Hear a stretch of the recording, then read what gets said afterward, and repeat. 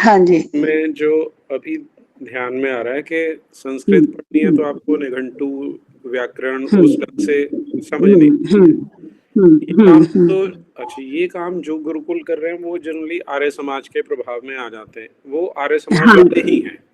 हाँ, और हाँ। उनकी अपनी ड्रॉबैक्स हैं, बहुत सारी कमियां हैं उनके हम्म, अंदर। हम्म, हम्म, फिर हम्म, एक वो चल रहे हैं जिन्हें लगता है कि जो निर्धन बच्चे हैं इस तरह हम्म, के, उन्हें हम यहाँ हम्म, लेके आते हैं, हम्म, अपने ब्राह्मण कोई संस्कृत विद्यालय या कोई गुरुकुल बनाए। हाँ, तो हाँ। अब सबका, क्योंकि पहला ऑब्जेक्टिव होता है कि हम जब बड़े हो जाएंगे तो करेंगे क्या, तो हम्म, उन्हें वो कर्मकांडी बना के उस हिसाब से तैयार कर हाँ, देंगे। हाँ, हाँ, पौरोहित्य। लेकिन जो बिल्कुल भारतीय विद्या की जो परंपरा हम्म, रही है उस ढंग से हम्म, मैंने नहीं हम्म, देखा गुरुकुल चलता हम्म, हुआ। हम्म। और उसमें जो फिर डॉक्टर साहब ने बोला, कहते कि उस तरह के आचार्य नहीं मिलते हैं।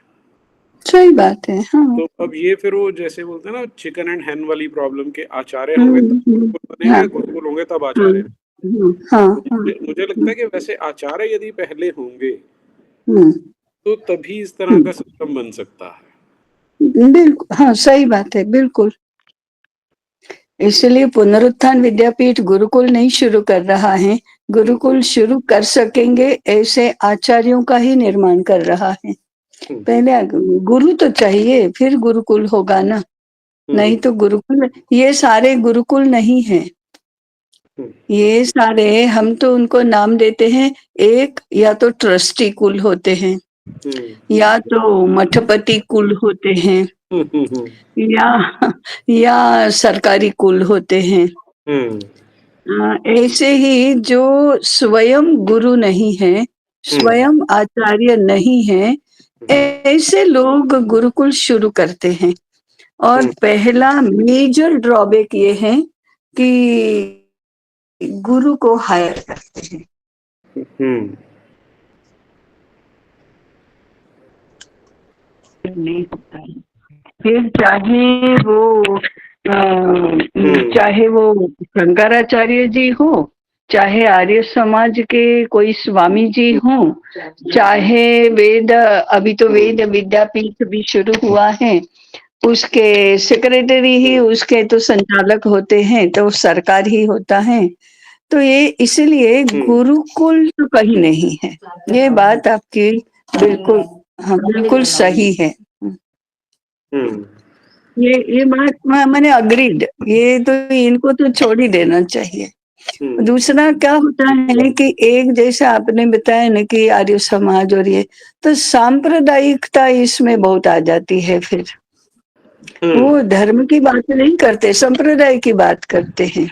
ठीक बात है। तो एक संप्रदाय है, एक चैरिटी है, एक सरकारी योजना है, हम्म, एक कॉरपोरेट के गुरुकुल अब शुरू होंगे, क्योंकि गुरुकुल अब फैशन बन रहा है। हम्म, तो कॉरपोरेट वाले बहुत जल्दी गुरुकुल शुरू करेंगे। हम्म, ऐसा तो ये तो है। इसलिए वो गुरुकुल आपने कहीं देखा नहीं, ये हम्म, बात हम भी सहमत होते हैं इससे तो। हम्म। फिर इसका उपाय क्या है? हाँ, इसका उपाय ये है कि कुछ लोगों ने, ये एक व्यक्ति हो या ग्रुप ऑफ पीपल हो, हम्म, उन्होंने पहले संकल्प करना चाहिए कि हम 21वीं शताब्दी में भारत में जिस प्रकार का गुरुकुल चाहिए, हम्म, वैसा गुरुकुल हम शुरू करेंगे। हम्म, ये 21वीं शताब्दी, ये शब्द हैं, वो बहुत महत्वपूर्ण है। हम्म, क्या हुआ कि वेद हमारे ज्ञान के मूल हैं।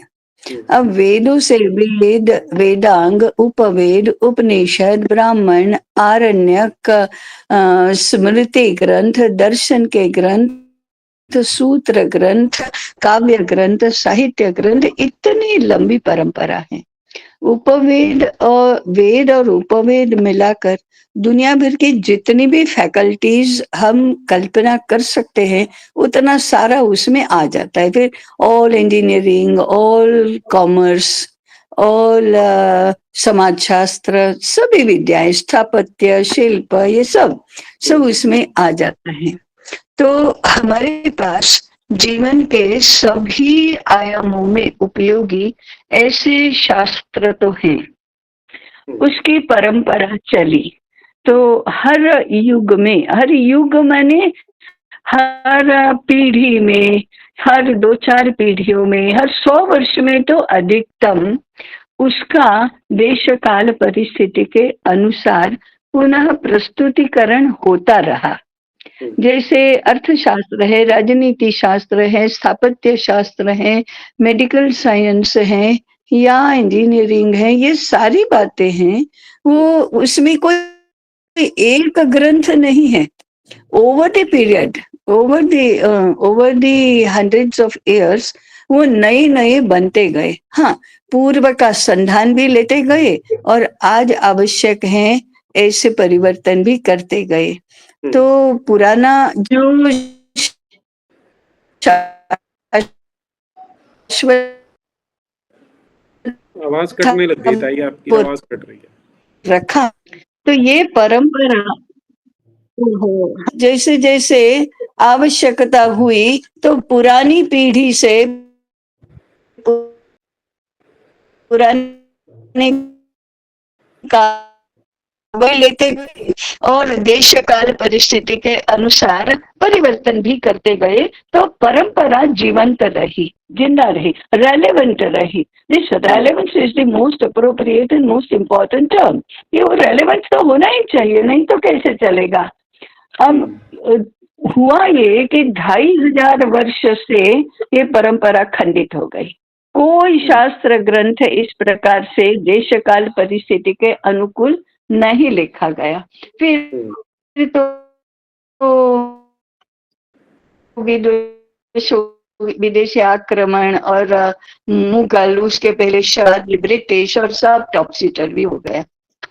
आज हम यहाँ हैं कि एक तरफ शास्त्र की परंपरा खंडित हुई है, तो पहले आवश्यकता है उसको रेलेवेंट रूप में प्रस्तुत करो।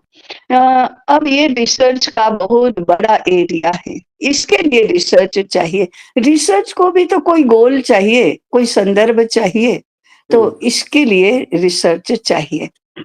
दूसरा, परंपरा खंडित हो गई, इतना ही नहीं तो हमारी कोई भी परंपरा, अब जो परंपरा हमारे शास्त्रों की परंपरा है, ये शास्त्र का अध्ययन आज 2500 वर्ष पहले जैसे होता था वैसे हो रहा है।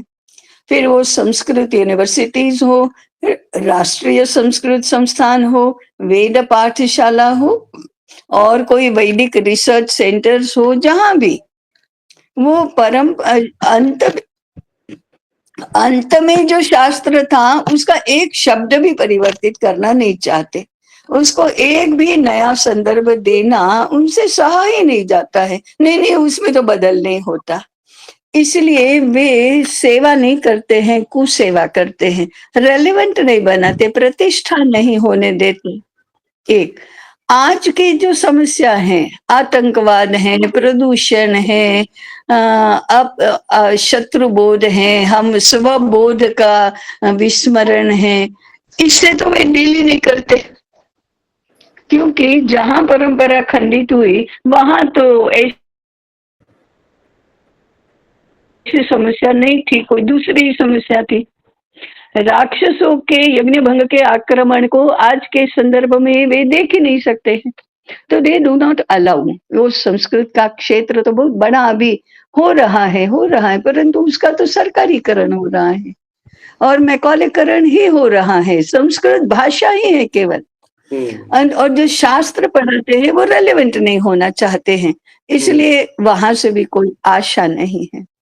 अब इसलिए हमको पुनः इस प्रकार से प्रयास करने होंगे।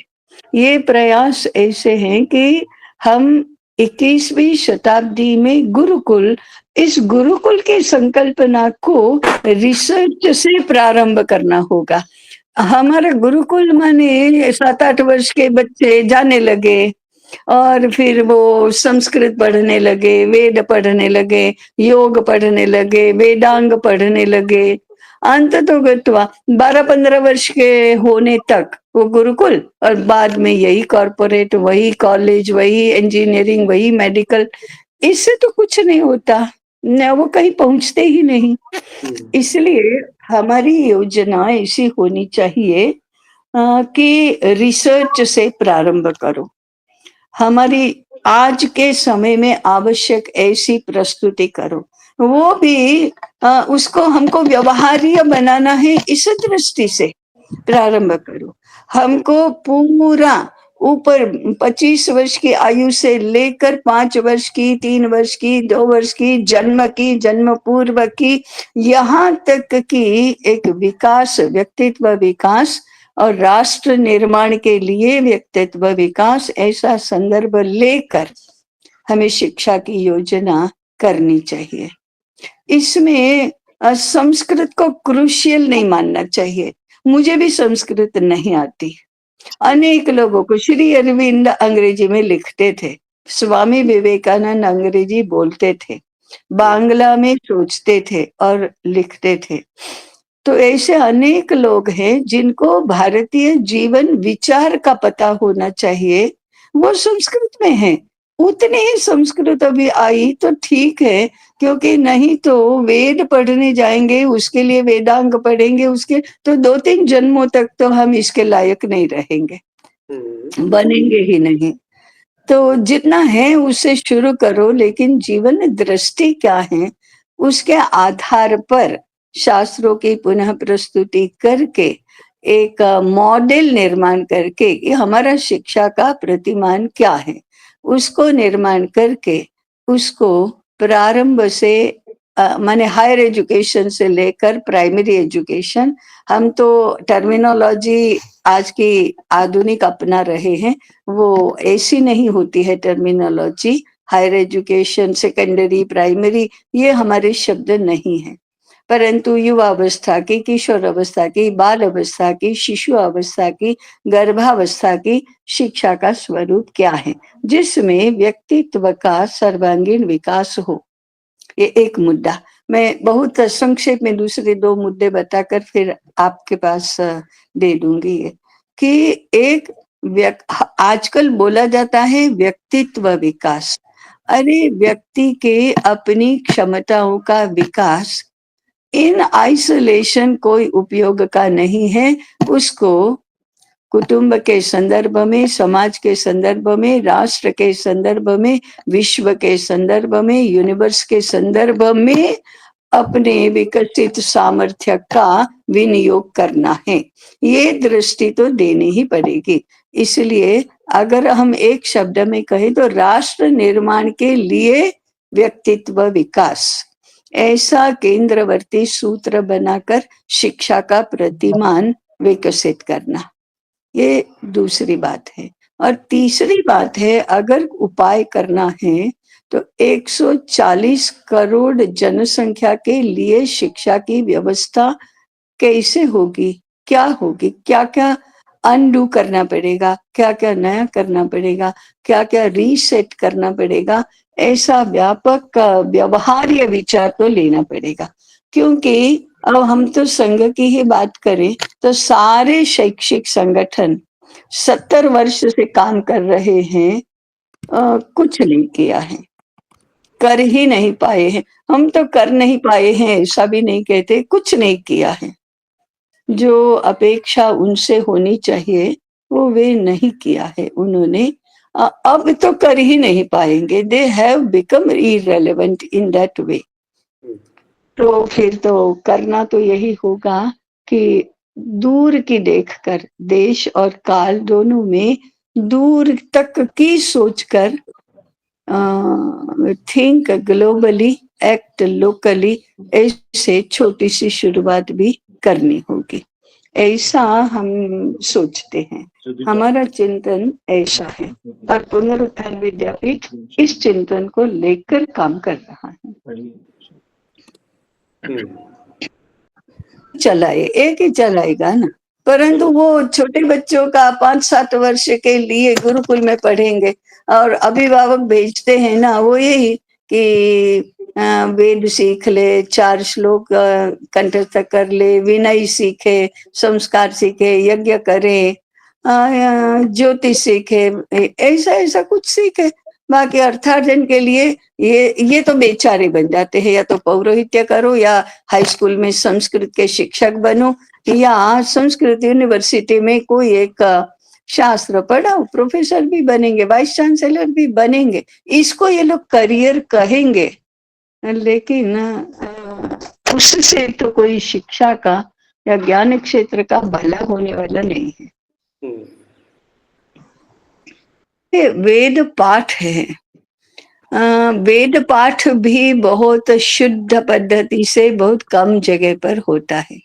नहीं होता है ऐसा भी नहीं। घटापाठ, घटापाठ, जटापाठ, घन पाठ आदि सब होते भी हैं, नहीं, परंतु ये वेद पाठ है, श्रुति परंपरा है। ये इनका एक बड़ा उपकार ये है कि श्रुति परंपरा से वेद जीवित रहे हैं। ये तो बहुत बड़ा उपकार है। श्रुति पाठ नहीं होता तो हम वेद मंत्रों का गान कैसे करना हमको पता ही नहीं चलता। तो ये तो है, परंतु उसके साथ जो वेदार्थ चिंतन होना चाहिए कि वेद कहते क्या है। आपके आज के भीषण तप संकट का हल क्या है वेदों में, ये नहीं होता, वेदार्थ चिंतन नहीं होता। फिर यूनिवर्सिटीज में, संस्कृत यूनिवर्सिटीज में छोटे छोटे ऑब्जेक्ट्स करते, यज्ञ करेंगे या ज्योतिष विद्या सिखाएंगे, या आयुर्वेद भी नहीं ढंग से पढ़ाते। नहीं तो मेडिकल साइंस का क्षेत्र भी बहुत बड़ा है, योग का क्षेत्र बहुत बड़ा है, परंतु योग विद्या की तो ऐसी की तैसी हो गई अभी।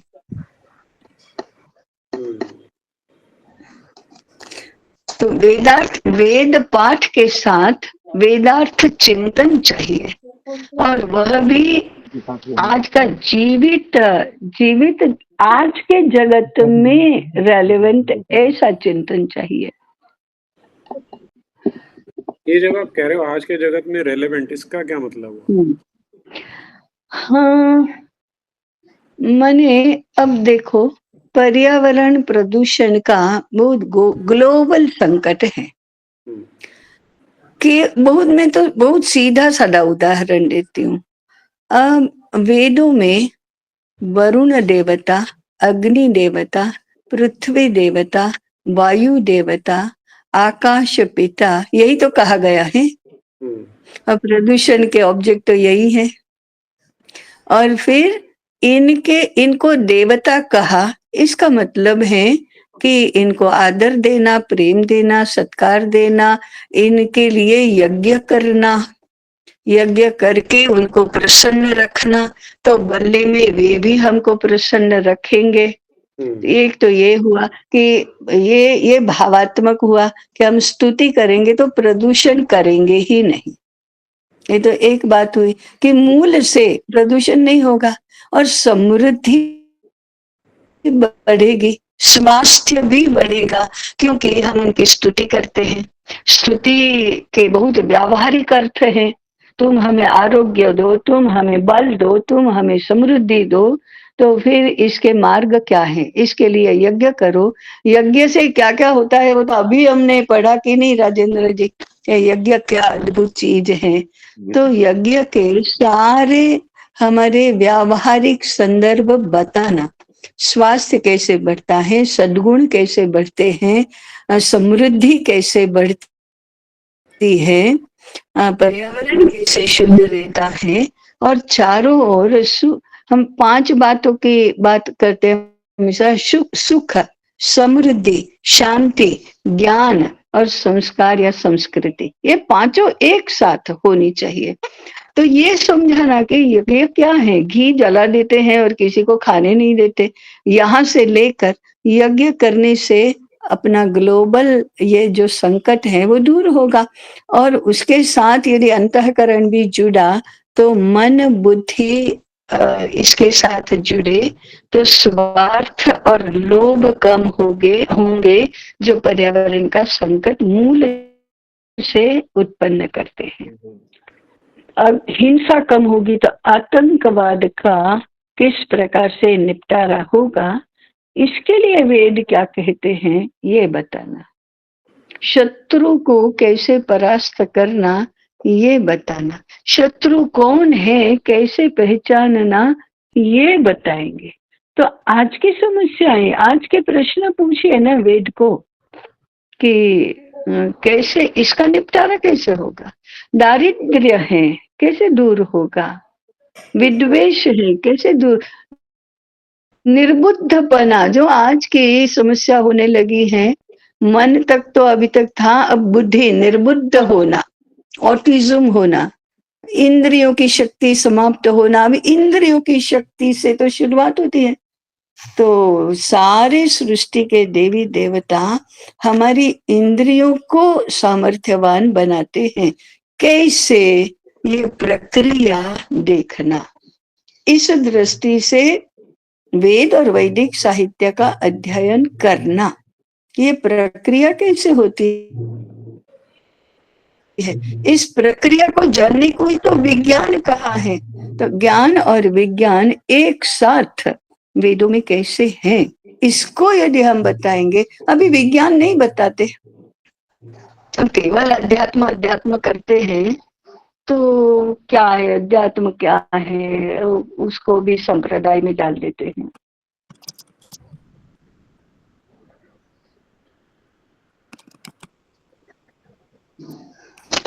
भी है, मन भी है, चित्त की प्रसन्नता भी है, सब कुछ है। माने तो सारा मेरे कितना अद्भुत ज्ञान है। और आज उसका तो क्या दूसरा क्या हो रहा है नीरज जी, ऑब्जेक्टिफाइड। ये ज्ञान हमारे लिए जीवन के लिए मार्गदर्शक के रूप में नहीं आता है। It is objectified, it is about Ved पढ़ो। बस हमारा तैतरीय उपनिषद है ना, ये 5 नंबर का आता है, उतना 5 नंबर जितना पढ़ लो। It is all objectified. वो हमारा आज देश चलना चाहिए, इसके लिए थोड़े कोई बताता है। देश ऐसा चलना चाहिए ना, संसद ऐसे चले, राजनीति क्या होती है। तो एक एक सांसद को राजनीति पटु तो होना चाहिए ना। कुछ भी करके मत ले लो और सांसद बन जाओ, इससे राजनीति थोड़े आती है। या इसे राज्य संचालन, शासन प्रशासन थोड़े आता है। न्याय और दंड विधान थोड़े आता है। और न्याय और कानून तो कोई संसद में थोड़े बनते हैं कभी। कानून तो अभी तो संसद में ही बन रहे हैं सब, आज बन रहे हैं। वो तो हमारा नहीं है, इसलिए ना इस देश को चलाने के लिए मार्गदर्शन कौन करेगा। ये संसद ऐसे चल रही है, ऐसे नहीं चलनी चाहिए, नहीं चलती। भारत में कभी ऐसे नहीं चली। राज शासन और प्रशासन कैसे चलता था वो बताएगा कौन। बताने वाला तो इस शिक्षा पद्धति में नहीं है, क्योंकि बताने वाला बताना चाहिए इसी जिससे अपेक्षा की जाती है, वो तो एम्प्लॉई है, वो कैसे बताएगा। उसने कब पढ़ा के बताएगा। वहां तो जेएनयू प्रिवेल्स, वहां वोकिज्म प्रिवेल्स। वोकिज्म में जो भी करेंगे उसको कहेंगे स्वतंत्रता है, my life my body my choice, ऐसा करेंगे, उसको पुरस्कृत करेंगे, उसके लिए अनुकूल कानून बनेंगे। ये चल क्या रहा है। लेकिन चल क्या रहा है ये पूछने का सामर्थ्य किसमें है, बौद्धिक सामर्थ्य किसमें है, राष्ट्रभक्ति का सामर्थ्य किसमें है कि कोई पूछे। और अगर मैं तो ये भी नहीं कह रही हूँ, मैं तो कहती हूँ नरेंद्र मोदी कभी उनके सपने में भारत माता आए और कहे कि दे दो पुनरुत्थान के हाथ में, शिक्षा कैसे चलेगी देश की वो बताएगा। पुनरुत्थान के पास कहाँ है। माने फॉर दैट मैटर कोई भी यूनिवर्सिटी, कोई भी संगठन है कहाँ, और कर कौन रहा है। तो इसके लिए तीसरा मुद्दा मेरा यह है कि लंबी दीर्घ योजना के बिना, एक तो दीर्घ, दूसरा योजना, तीसरा स्ट्रेटेजी, इसके बिना तो एक सीधा मिनट साधा। दोबारा ये दोहराइए। हाँ, 3 चीज़ें क्या हैं दोबारा? दीर्घ दीर्घ हुँ, योजना हुँ, और स्ट्रेटजी, हुँ, इसके बिना तो ये तो it's it's too difficult to solve. हुँ, माने लोग गुरुकुल गुरुकुल करते हैं ना, पुनरुत्थान अभी किसी को नहीं कहता कि तुम गुरुकुल कर, हुँ, क्योंकि गुरुकुल का मॉडल ही तो नहीं है, करेंगे क्या? शुरू कर देते हैं, फिर तो फिर तो थोड़ा बहुत आकर्षण होता है ना, श्लोक होता है, ये होते हैं, गीता होती है, वेद होते हैं, ऐसा-ऐसा तो आकर्षण हो जाता है, छोटे बच्चे हैं इसीलिए विनयशीलता और ये, तो धड़ाधड़ दिन दूनी रात चौगुनी संख्या बढ़ती है। हुँ, संख्या बढ़ी तो इनको अब चलाना ही दुष्कर हो जाता है, क्योंकि आगे करेंगे क्या? क्या पढ़ाएँगे? इनके पास शास्त्र नहीं है, इनके पास और कोई बातें नहीं है, तो very soon it gets converted into the normal school, इसका विद्यालय हो जाता है। और एक मिसकंसेप्शन है, नहीं ये भी वेद भी पढ़ाओ, शास्त्र भी पढ़ाओ और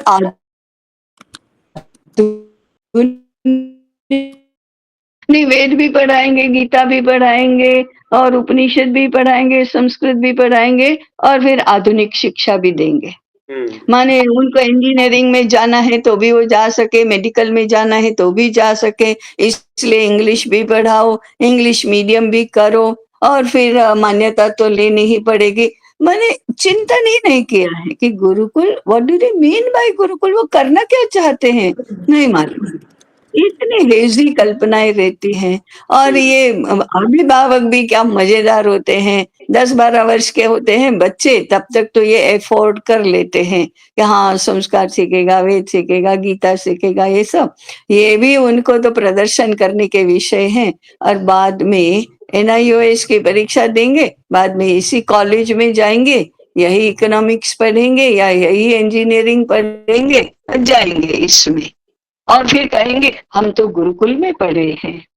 हुँ, तो ये तो इसमें तो समय, शक्ति, संसाधन सब व्यर्थ जाएगा।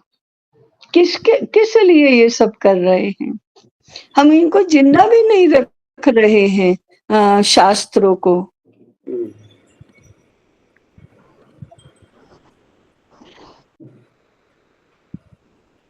ये खिचड़ी, चावल और कंकड़,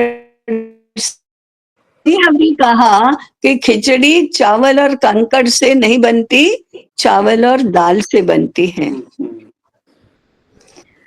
हमको तो कंकड़ का आकर्षण बहुत है, क्योंकि आज तो चलता है मार्केट में, इसके बिना बच्चे आएंगे नहीं पढ़ने के लिए, भेजेंगे नहीं, तो कंकड़ का आकर्षण है। और वेद उपनिषद का, संस्कृत का दूसरी तरह का आकर्षण है। आजकल ये भी चलने लगा है। ऐसे फैशन लोग तो गुरुकुल, हाँ, फैशन है। हुँ, लेकिन अभी कॉर्पोरेट के हाथ में गुरुकुल जाएगा, फिर देखो क्या होता है गुरुकुल हुँ, का। हम्म।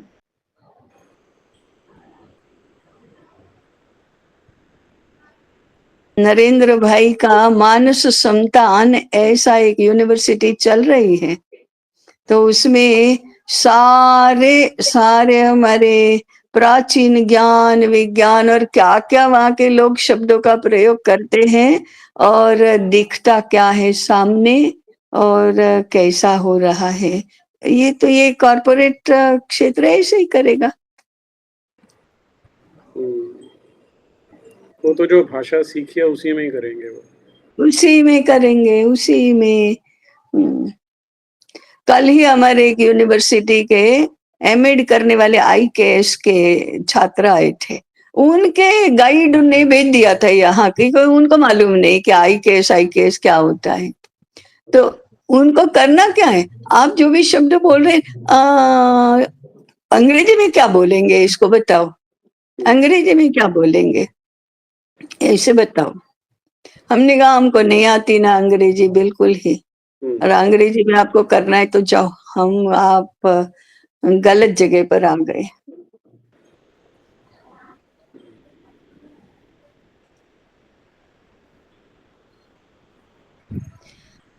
के बारे में, गुरुकुल माने छोटे बच्चों का विद्यालय नहीं, ये तो पहली बात है। गुरुकुल माने विद्यापीठ, गुरुकुल माने यूनिवर्सिटी, गुरुकुल माने रिसर्च सेंटर, गुरुकुल माने आईआईटी, गुरुकुल माने आईआईएम, ये सारे के सारे हो जाने चाहिए गुरुकुल। इन इतना बड़ा दायरा इसका होना चाहिए। बाकी आईआईटी को तो कोई छूता ही नहीं है, आईआईएम को तो कोई छूता ही नहीं, वो तो ऐसे ही चलेंगे। ये तो कैसे होगा?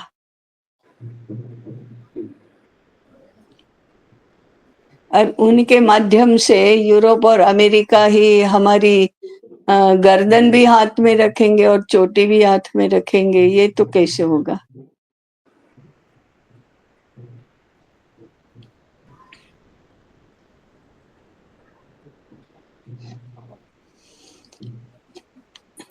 का कंसेप्ट है समग्र शिक्षा योजना, ये होना चाहिए। बाकी बेचारे कितने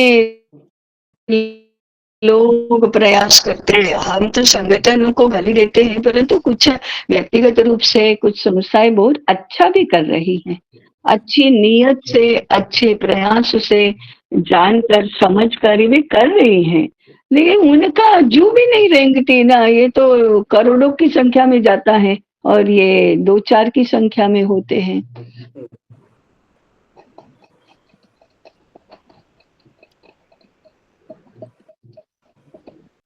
बोध तो है, परंतु स्वबोध बहुत दुष्कर कार्य है। ये अभिदैशिक शास्त्र का हम जो पढ़ते थे ना, जातिगत हित के लिए व्यक्तिगत हित को त्याग देना, समर्पित कर देना, इसके बिना कुछ नहीं होता।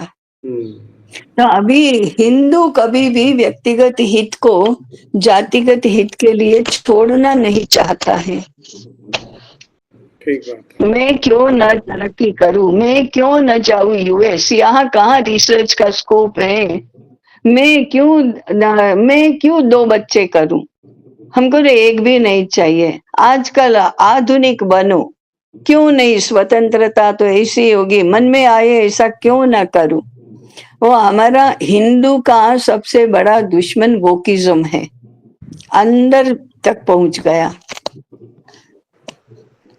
तो इससे बाहर ही नहीं आता है।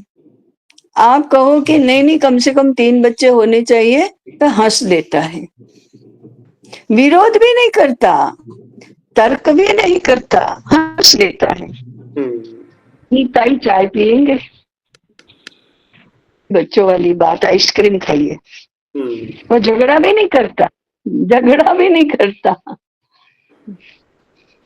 लेकिन मानता बिल्कुल नहीं।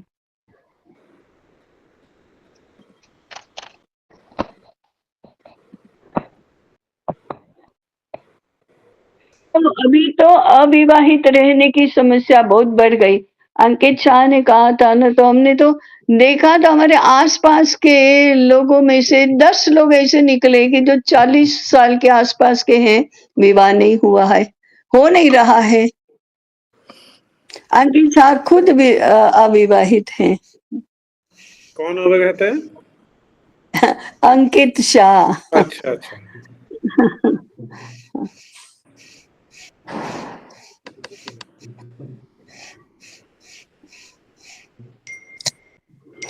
हाँ, तो समस्या तो गंभीर है, बिल्कुल हल्के में लेने जैसी नहीं है।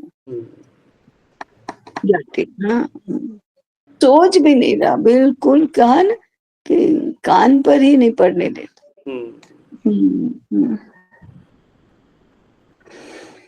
जी, जो हम लोग राम विद्यापीठ की संकल्पना क्या है भाई, हम उसको देश का शिक्षा विभाग कैसा होना चाहिए वहां से शुरू करो, वो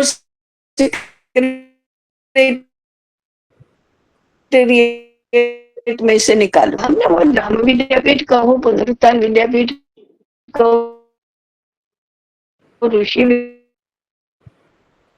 विद्यापीठ को, कोई भी कहो, देश का शिक्षा विभाग तो बाहर होना चाहिए। यहाँ से विचार करना शुरू करो, चिंतन करना तो यहाँ से शुरू करो। अब फिर हमारा सारी शिक्षा के मूल तत्व क्या है, इसको डिपिक्ट करो, फिर इसकी व्यवस्था कैसी होगी। 140 करोड़ लोगों के लिए शिक्षा की व्यवस्था क्या होती है। हमने अभी एक छोटा सा वो आशीष गुप्ता की पुस्तक के लिए प्रस्तावना लिखी, शिक्षितों का देश भारत। भारत शिक्षितों का देश, वो क्या होता है, कैसा था और क्या हो सकता है, ऐसे तो करना होगा ना।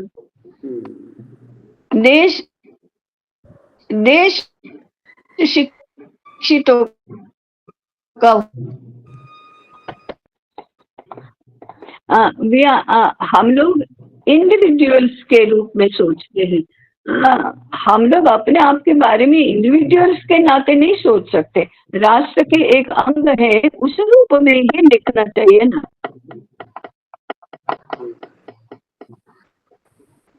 तो वी मस्ट बी राष्ट्रीय first and then an individual. तो ये संकल्पना हम अपनी भाषा में अपनी पद्धति से जैसे जैसे इवॉल्व करते जाते हैं, अनफोल्ड करते जाते हैं, डिपिक्ट करते जाते हैं, वैसे वैसे हमको रास्ते सूझते जाते हैं। पहले कुछ बेसिक्स तो हमारे पास चाहिए। ये बेसिक्स हमारे पॉइंट ऑफ रेफरेंसेस हैं। जितनी भी समस्याएं हैं ना, उसका सेंटर कहाँ है, एपिसेंटर कहाँ है। एक तो निर्माण होने का, जितनी भी समस्याएं हैं उनकी निर्माण होने का एपिसेंटर कहाँ है, और जितने भी उसके सॉल्यूशंस के रास्ते हैं उसका एपिसेंटर कहाँ है। एपिसेंटर तक हम तो कहते हैं university is the epicentre of all calamities of the world. University he epicentre है भारत में। तो भारत में क्यों, हार्वर्ड, मिशिगन, ये सब क्या है, ये एपिसेंटर्स ही तो हैं अनिष्टों के।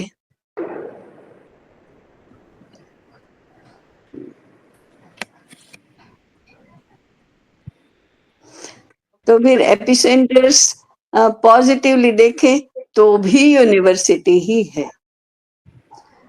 हमारा देश गुरुकुल चलाते थे, हमारा देश राजा नहीं चलाते थे, यूनिवर्सिटी चलाती थी, विद्यापीठ चलाती थी। अधिकारियों ने ही नियमन और नियंत्रण किया है हमेशा। तो ये बेसिक तक तो नहीं जाएंगे, फिर हम बीच में ही कहेंगे कि आज के जमाने में तो संभव नहीं है। अरे संभव बनाने के लिए तो हमें प्रयास करना है, तभी तो आज का जमाना भारत का जमाना होगा। आज का जमाना भारत का कहाँ है।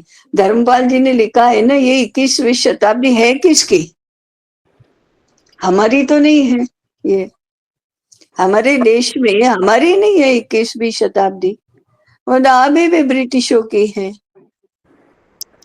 तो हमारी शताब्दी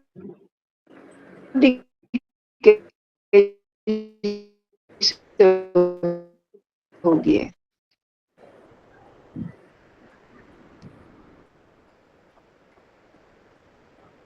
आवाज कट गई। बौद्धिकता का संकट तो है, क्योंकि एक तो मैकेनिकल बुद्धि, यांत्रिक बुद्धि भी बहुत चलती है। सब कुछ एनालाइज करने लगेंगे यांत्रिक पद्धति से, ये भी है।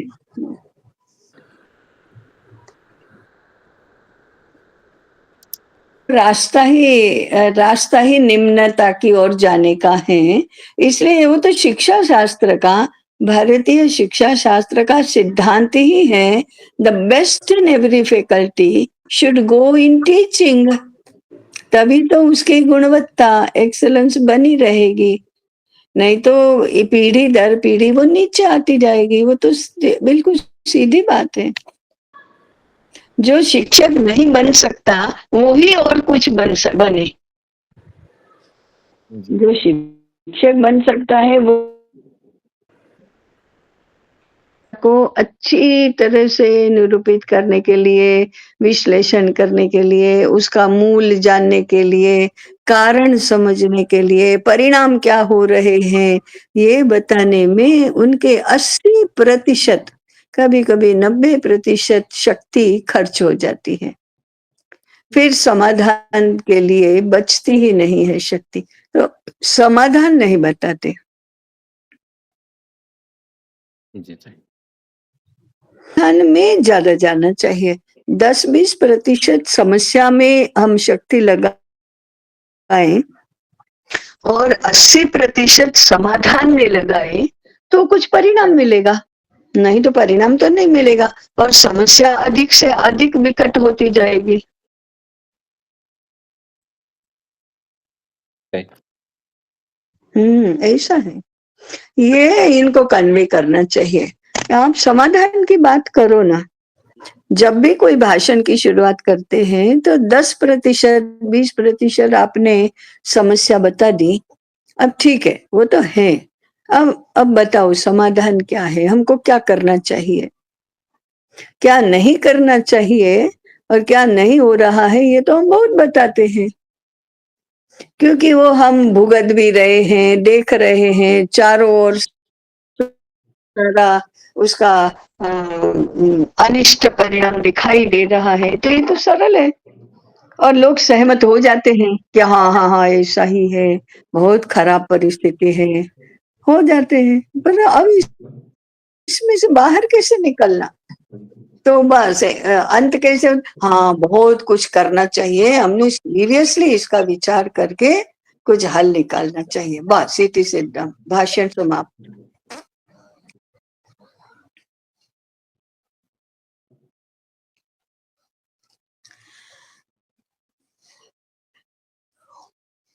तो अभी हम देखेंगे उनका पॉलिटिकली इनकरेक्ट नीरज